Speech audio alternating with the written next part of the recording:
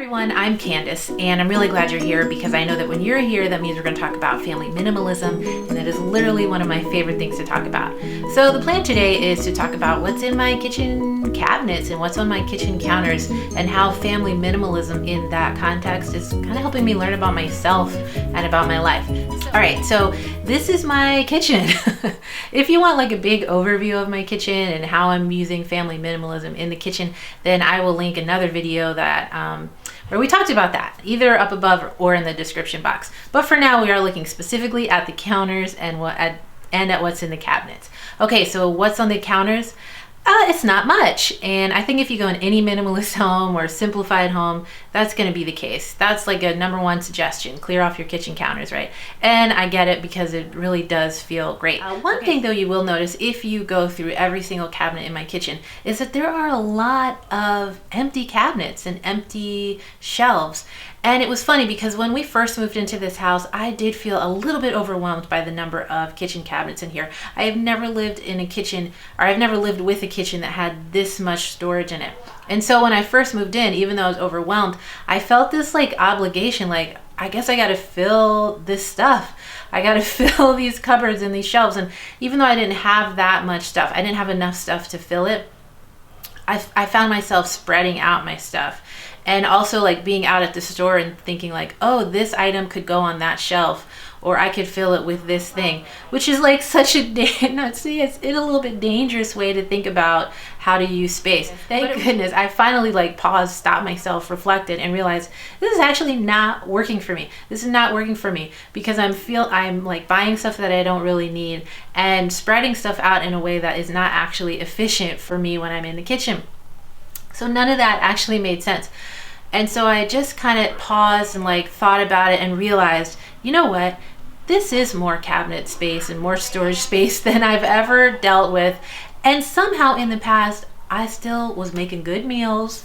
Nobody was being hungry. You know, like things were working out even with a smaller amount of space. And so what if in this kitchen I just had empty cabinets? What if I just didn't fill the stuff? And as I'm thinking through this and also thinking like, oh, this is funny that I'm even thinking about this, I realized like it did actually take that level of intentional thinking. Because at the same time that I'm considering what does it mean to have empty cabinets in my kitchen, there is also, like the rest of society, there is also these systems that are telling me, you know, if you're a good mom, if you're a good wife, if you're a good parent, your kitchen cabinets are not empty. They are full of all these cool gadgets that will prepare you to make amazing meals for your kids. You're gonna have all these beautiful dishes so that when friends come over, you can have this amazing experience with them. These systems that tell me if there is empty space in my kitchen, then like I should probably start to worry that things are not going the way they're supposed to be, that I'm not fulfilling my duty as a parent or as a wife. And like all of this stuff is kind of constant. I don't know if you feel this way, that there is like this constant new kitchen stuff and new definitions of what it means to be a good parent, and like all the things that you're supposed to have in your kitchen. And it did just take me intentionally thinking for myself. And this is what I really like about minimalism and family minimalism, is that it doesn't let you rely on the stuff around you to define things for you.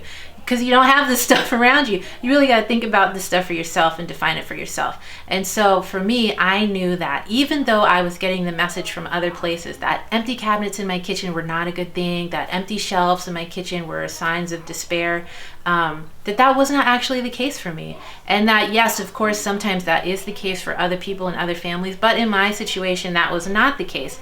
And it just took me like kind of just really looking at my own experience and realizing like empty shelves and empty cabinets in this kitchen that has a lot of storage is good. It's fine. So I am really happy with my half full kitchen, and it's just working for me. And I am excited to continue to apply that learning to like the rest of my home.